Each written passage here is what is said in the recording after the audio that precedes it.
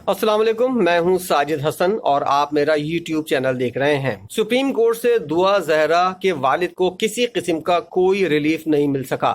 Supreme court से दुआ जहरा के वालिद मेहदी काज़मी को काफ़ी उम्मीदें थीं और इस मामले पर उनको मायूसी का सामना हुआ उस वक्त जब उनके वकील यानी जिब्रान नासिर ने केस वापस लेने की इस्तदा की और जो दरखास्तें दायर की गई थीं वो तमाम दरखास्तें वापस लेने के बाद इस केस को सुप्रीम कोर्ट कराची रजिस्ट्री ने निपटा दिया है और ये केस अब ट्रायल कोर्ट के अंदर चलेगा और जितनी भी उम्मीदें हैं अब मेहदी काज़मी साहब को वो ट्रायल कोर्ट के जरिए पूरी भी हो सकती हैं और उनके ऊपर अमल दरामद भी हो सकता है या उनको मायूसी दोबारा भी हो सकती है। किस तरह? वो इस तरह के दुआ जहरा अगर अपने वालिद के सामने मुलाकात करे और उसके बाद जैसा कि आज सुप्रीम कोर्ट ने अपने समाअत के दौरान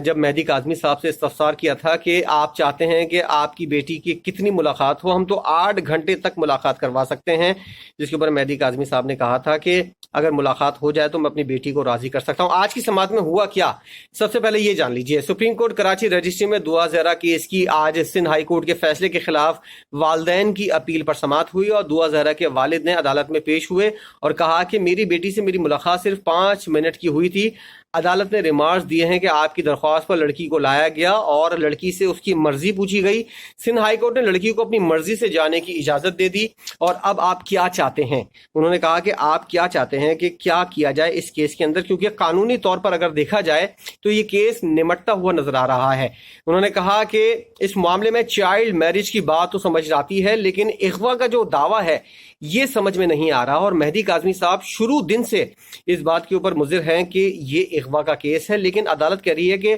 शवाहिद की रोशनी में और कवायद और ज़वाबित और कानून ये कहता है कि ये इख्वा का केस नहीं है। हर तरह से पुलिस ने, अदालत ने तमाम चीज़ों की तहकीक की है और उसके बाद ये साबित हुआ है कि ये इख्वा का केस नहीं है। लड़की 2 अदालतों में अपनी मर्जी का बयान दे चुकी है और ये एक बहुत बड़ी बात है जो अदालत अपने सामने रखती है कि पिछली जो अदालतें हैं उसके अंदर लड़की ने क्या या लड़के ने कोई क्या मौक़िफ़ इख्तियार किया गया है, उनकी जो डायरेक्शन होती है उसको फॉलो करके जो बड़ी अदालत होती है वो फैसला करती है, क्योंकि मातहत जो अदालतें हैं उनके अंदर भी सुनवाई होती है और तमाम तर केस जो है वो उसी के अंदर चलता है। जस्टिस सज्जाद अली शाह ने आज कहा कि अगर आपसे मिलकर भी दुआ जहरा ये कहे, उनके वालिद से कहते हैं कि अगर आपके साथ मिलकर दुआ जहरा मुलाकात के बाद, हम तो 8 घंटे की मुलाकात करवा सकते हैं, अगर मुलाकात हो गई और उसके बाद भी अदालत में आके दुआ जहरा ने ये कह दिया कि वो अपने शौहर के साथ जाना चाहती है तो आप क्या करेंगे? तो आपके पास कोई और सवाल नहीं होगा। दुआ के वालिद ने अदालती सवाल का इत्मीनान बख्श जवाब नहीं दिया। आज की समाअत को जो रिपोर्टर्स कवर कर रहे थे उन्होंने बताया कि किसी किस्म का उनके पास कोई जवाब नहीं था, वो सिर्फ जज्बात के अंदर आए हुए थे और किसी बात का जो है ना उन्होंने मंतकी जवाब जो है ना वो नहीं दिया। उन्होंने कहा कि जस्टिस मोहम्मद अली मजहर भी आज की समाअत में मौजूद थे और उन्होंने कहा कि शादी की हैसियत को चैलेंज सिर्फ लड़की कर सकती है और इसके हवाले से कानून वाज़े है, सिंध के कानून के तहत भी निकाह खत्म नहीं होता। एक बात गर्दिश कर रही थी ना कि सिंध के अंदर अलग कानून है, लड़की जब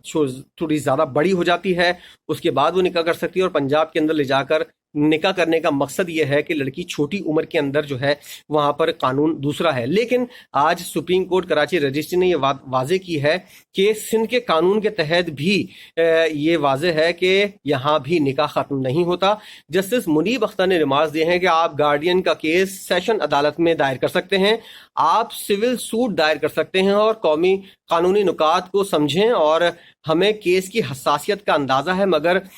आप जज्बाती होने की कोशिश ना करें क्योंकि कितना हसास केस है ये हम जानते हैं। अदालत ने पूरी तरह उनको मुतमईन किया कि कितना हसास केस है और आपके लिए क्या, आपके ऊपर क्या बीत रही होगी इस बात का उनको अंदाज़ा है। लेकिन उन्होंने कहा कि आप जज्बाती ना हो, कानूनी तौर पर हमको मुतमईन करें तो हम किसी किस्म का कोई फैसला कर सकते हैं और फैसला हम आज ही करेंगे, आज की समाअत के अंदर ही करेंगे। तो उन्होंने कहा कि मामले की हसासियत का तो हमको अंदाज़ा है। उनके वालिद मेहदी काज़मी के वकील जो जिब्रान नासिर थे, ये तमाम तर कार्रवाई जब हुई और तब सब चीज़ें, दुआ काज़मी के वालिद जो हैं वो चैम्बर में भी गए, वकील जज साहब से उन्होंने मुलाकात भी की और जज साहब ने भी उनको काफ़ी देर तक समझाया। उसके बाद तमाम समाअत हुई और तमाम जजेस ने जो फैसला दिया उसके बाद उन्होंने, जिब्रान नासिर ने अपनी दरख्वास्त वापस लेने की इस्तदा की, जिस पर अदालत ने ये दरख्वास्त वापस की और केस को निपटा दिया और उनकी दरख्वास्त को खारिज कर दिया।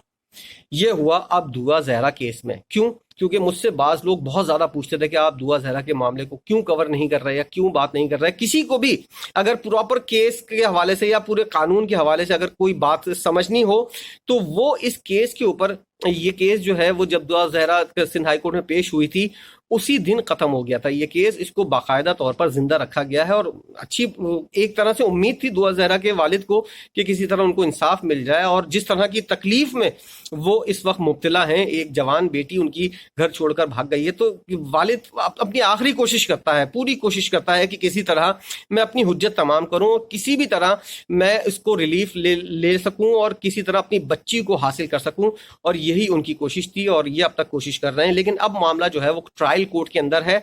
دعا زہرا کے والد کو یہ معاملہ اس لیے بھی ایسا حساس ہے اور قانونی طور پر اتنا کمزور ہے کہ دعا زہرا کے والد جو ہیں ان کو کوئی وکیل بھی، اتنا کوئی بڑے لیول کا وکیل جو ہے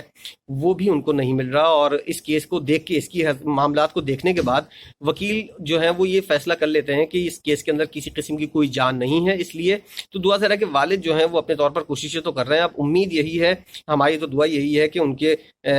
کی بیٹی جو ہے وہ ملے اور ان کی جو خواہش ہے وہ اس حساب سے چل سکے. لیکن قانون اور آئین جو ہے وہ مختلف چیزیں چلتا ہے، تو اس لیے جو قانونی طور پر فیصلہ ہوگا وہی سپریم کورٹ نے بھی کیا. مایوس ہونے کی ضرورت نہیں ہے، ٹرائل کورٹ کے اندر لے جائیں. اگر ٹرائل کورٹ کے اندر بھی مایوسی ہوتی ہے تو بس پھر صبر کر کے بیٹھ جائیں. آپ نے اپنی طور پر تمام تر حجت تمام کی ہے اور جس طرح اس نے آپ کے ساتھ جانے سے انکار کیا ہے تو اب آپ کو بھی سبق سیکھنا چاہیے اور صبر سے کام لینا چاہیے اور اپنے دیگر بچوں کے اوپر توجہ دینی چاہیے تاکہ وہ اس طرح کے بڑے اقدامات نہ اٹھا سکیں. اس حوالے سے جیسے جیسے مزید بھی اپڈیٹس موصول ہوں گی، کیونکہ ابھی کچھ معاملات ایسے ہیں جن کے اوپر بات ہونا باقی ہے اور چیزوں کو کلیئر ہونا باقی ہے، تو اس حوالے سے جیسے مزید اپڈیٹس بھی سامنے آئیں گی اس حوالے سے بھی آپ کو آگاہ کریں گے.